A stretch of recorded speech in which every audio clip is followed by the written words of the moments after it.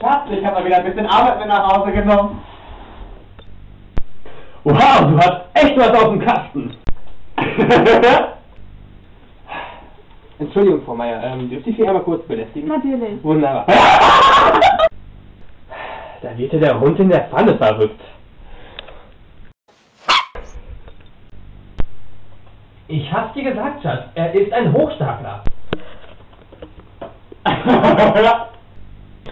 Schatz, hast du schon wieder die Yucca-Palme versteckt? Nein. Seit dem Dioxin-Skandal habe ich nur noch Biosex. Nee, der ist zu stumpf. Du bist so eine Flasche. Du bist echt umwerfend. Also irgendwas nagt doch an dir. Was ist das? Pinguin. Zeig mir, was in dir steckt. Deine Hand. Hey Schatz, bist du empfängnisbereit? Oh ja, 5 Balken. Das Ende ist nah!